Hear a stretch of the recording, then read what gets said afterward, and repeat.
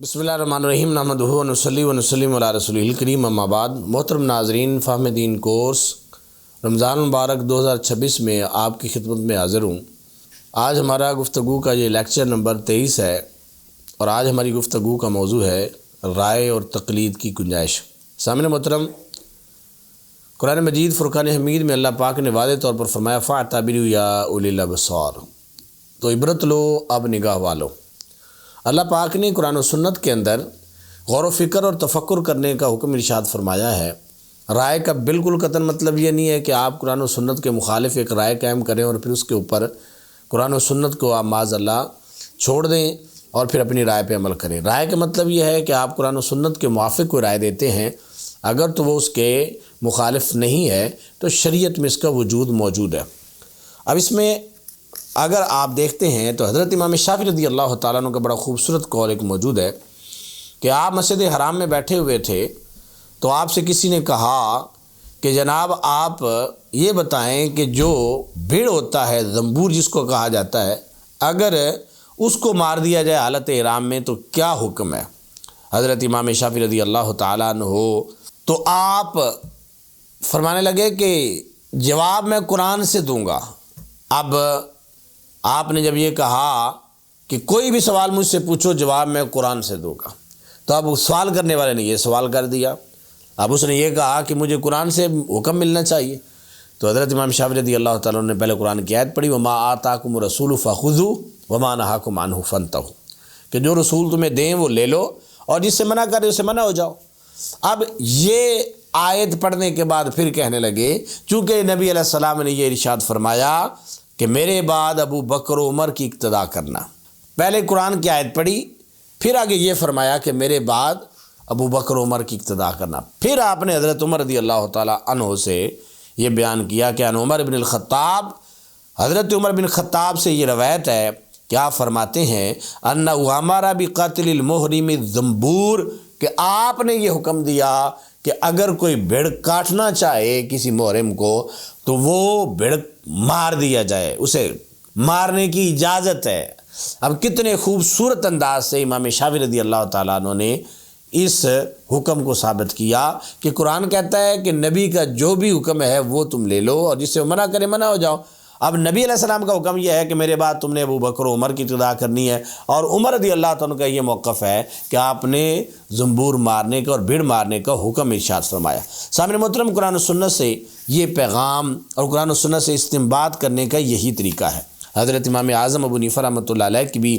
यही पॉलिसी रही और आप भी इसी तरीके से कुरान और सुन्नत से मसाइल अख़ज़ करते रहे। जब अबू जाफ़र मंसूर ने आपसे कहा था कि आप कुरान और सुन्नत के अपने राय को दखल देते हैं, तो आपने ये फरमाया था ये बात गलत है। सबसे पहले इन्नमा आमलु अव्वलन बि किताबिल्लाह, मैं किताबुल्लाह पे पहले अमल करता हूँ, सुम्मा बि सुन्नति रसूलिल्लाह, फिर मैं सुन्नत रसूल पे अमल करता हूँ, सुम्मा बि अदियति अबी बकर व उमर व उस्मान व अली, फिर मैं हज़रत अबू बकर, हज़रत उमर, हज़रत उस्मान, हज़रत अली रज़ी अल्लाह तआला अन्हुम के फ़ैसलों को देखता हूँ, मैं उनके मुताबिक फिर फ़ैसले करता हूँ। और जब वहाँ से भी मैं कुछ नहीं पाता तो सुम्मा बिअक़दियति बक़ियति सहाबा, फिर मैं बाकी सहाबा से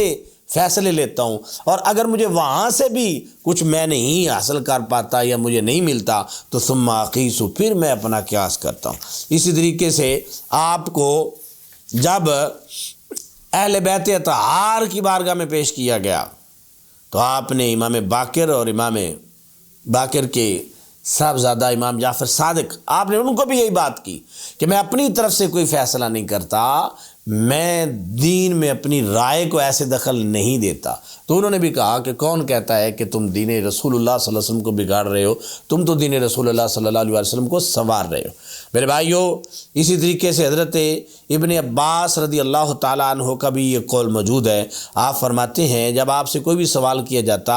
वकान फ़ी किताबिल्लाहि क़ाल बिही, तो आप फरमाते सबसे पहले कुरान से कॉल करना चाहिए, कुरान से उसका जवाब देना चाहिए, और अगर कुरान में ना पाओ तो वकान बि रसूलिल्लाह सल्लल्लाहु अलैहि वसल्लम शय्यन क़ाल बिही, फिर आप फ़ैसला करते सुन्नत रसूल सल्लल्लाहु अलैहि वसल्लम से, और अगर सुन्नत रसूल से भी आप कुछ ना पाते तो फिर आप क़ाल बि अबू बकर व उमर جو حضرت ابوبکر اور عمر نے کہا اس سے آپ فیصلہ فرماتے، اور اگر حضرت ابوبکر و عمر رضی اللہ تعالیٰ عنہما سے بھی کوئی بات نہ پاتے تو پھر آپ قال برأیہ، پھر اپنی رائے سے جواب دیا کرتے تھے۔ اور میرے بھائیو، حضرت معاذ رضی اللہ تعالیٰ عنہ کو بھی جب سرکار یمن کی طرف بھیج رہے تھے تو میرے مصطفیٰ کریم صلی اللہ علیہ وسلم نے پوچھا تھا کیسے فیصلے کرو گے، تو انہوں نے کہا سب سے پہلے میں کتاب اللہ سے کروں گا، پھر سنت رسول صلی اللہ علیہ وسلم سے کروں گا، اور اگر میں وہاں نہ پاؤں، یہ نہیں مطلب کہ وہاں نہیں ہے لیکن میں نہ پاؤں تو اجتہد براجی، پھر میں اپنی رائے کو دخل دوں گا قرآن سنت کے پیغام کو ڈیلیور کرنے کے لیے۔ تو سرکار صلی اللہ علیہ وسلم نے فرمایا تعریف ہے اس رب کی جس رب نے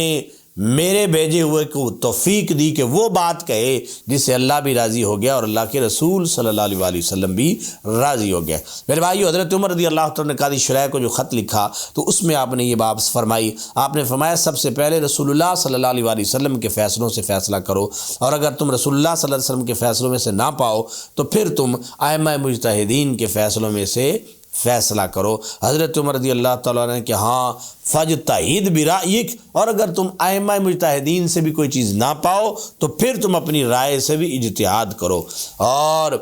پھر آپ نے فرمایا واستشر اہل العلم والصلاح، اہل علم اور اہل تصوف یعنی جو نیک لوگ ہیں ان سے بھی اس بارے میں مشورہ کرو۔ یہ واضح طور پر حضرت عمر رضی اللہ تعالیٰ عنہ نے قاضی شریح سے یہ بات کہی۔ حضرت عبداللہ بن مسعود رضی اللہ عنہ کا نظریہ کیا ہے؟ آپ یہ فرماتے تھے فَإِن جَاءَ أَمْرٌ لَيْسَ فِي كِتَابِ اللَّهِ، اگر کوئی ایسا مسئلہ آ جاتا ہے جو کتاب اللہ میں نہیں ہے تو میں فیصلہ کرتا ہوں نبی اللہ کے پاک محبوب صلی اللہ علیہ وسلم کی زندگی مبارک سے، اور پھر اگر وہاں سے بھی میں نہ پاؤں تو پھر میں وہی فیصلہ کرتا ہوں جو صالحین نے، صحابہ نے، مصطفیٰ کریم صلی اللہ علیہ وسلم نے فیصلہ کیا۔ اور اگر کوئی ایسا معاملہ ہو جو کتاب اللہ میں بھی میں نہ پاؤں، جو نبی علیہ السلام کے حدیث میں بھی نہ پاؤں، نہ صالحین کے فیصلوں میں میں نہ پاؤں، تو اس وقت پھر میں رائے کے ساتھ اجتہاد کرتا ہوں۔ اور یہ پتہ کون ہے؟ جن کے بارے میں میرے مصطفیٰ کریم نے فرمایا کہ علم ان کے سینے کے اندر بھر دیا گیا ہے۔ میرے بھائیوں، یاد رکھیں ہم رائے مضمون کی بات نہیں کرتے، قرآن و سنت میں اپنی رائے جو شیطان کی طرف سے ہو ہم اس کی بات نہیں کرتے، کیونکہ شیطان نے بھی قیاس کیا تھا خلقتنی من نار وخلقتہ من طین، اس نے کہا تھا میں آدم کو سجدہ کیوں کروں حالانکہ میں خود جو ہے وہ آگ سے پیدا کیا گیا ہوں اور یہ مٹی سے پیدا کی گئی، مٹی نیچے جاتی ہے آگ اوپر جاتی ہے، تو میں تو ان سے میری پرائرٹی ہے۔ تو اس بنا پر اللہ پاک نے شیطان کو اپنی بارگاہ سے نکال دیا۔ میرے بھائیو، حضرت ابو ہریرہ رضی اللہ عنہ کی زندگی مبارک سے بھی قیاس کا پتہ چلتا ہے۔ جب آپ سے ایک مسئلہ پوچھا گیا کہ ایک بندہ 3 وتر پڑھے اور مکمل کرنے کے بعد پھر دوبارہ 2 نفل ساتھ پڑھے تو کیا اس کے وتر رہ جائیں گے کہ نہیں؟ تو وہاں لوگ کہہ رہے تھے کہ نہیں، وہ جفت نہیں، طاق نہیں رہے گا، جفت ہو جائے گا جو بعد والے 2 ہیں، تو اس وجہ سے وہ نہیں ہوں گے نفل، وہ وتر نہیں ہوں گے۔ تو حضرت ابو ہریرہ رضی اللہ تعالیٰ عنہ نے کہا کہ اگر کوئی بندہ پہلے 3 اونٹ بٹھا دے لا کے پھر بعد میں دوسرے 2 اونٹ لائے تو کیا وہ 3 پہلے والے نہیں ہوں گے؟ تو یہ رائے آپ نے دخل، حالانکہ آپ رائے کا بہت کم استعمال کرتے ہیں، حدیثوں پہ زیادہ فوکس ہے اور حدیثوں میں ہی رہتے ہیں، لیکن یہاں پہ آپ نے رائے کی ہے۔ اسی طریقے سے عبداللہ بن عباس رضی اللہ تعالیٰ حضرت ابو ہریرہ کا ایک مکالمہ موجود ہے۔ حضرت ابو ہریرہ نے ایک روایت بیان کی کہ توضؤ مما مست النار، کہ وضو کرو اگر تم کوئی پکی ہوئی چیز کھاؤ۔ اب یہ حدیث پاک جب انہوں نے بیان کی تو حضرت عبداللہ بن عباس رضی اللہ تعالیٰ آگے سے کہنے لگے اے ابو ہریرہ یہ تم بیان کر رہے ہو، حالانکہ صورتحال یہ ہے کہ ہم جو تیل لگاتے ہیں وہ بھی تو پکا ہوا ہوتا ہے اور بعض اوقات گرم پانی سے وضو کرتے ہیں تو وہ بھی تو گرم ہوتا ہے۔ تو اب حضرت ابو ہریرہ کہنے لگے کہ میں حدیث پیش کر رہا ہوں، تم آگے سے مجھے عقلی دلیلیں دے رہے ہو۔ تو عقلی دلیل کیوں دی؟ کہ وہ حدیث عقل کے سامنے آ رہی ہے اور بات سمجھ نہیں آ رہی، اس وجہ سے انہوں نے پوچھا کہ اس بارے میں آپ پھر کیا کہتے ہیں۔ تو میرے بھائیو، یہ قیاس اور یہ رائے اس کا شریعت کے اندر دخل ہے، اور قرآن و سنت میں اس کی بہت ساری مثالیں موجود ہیں کہ میرے مصطفیٰ کریم صلی اللہ علیہ وسلم نے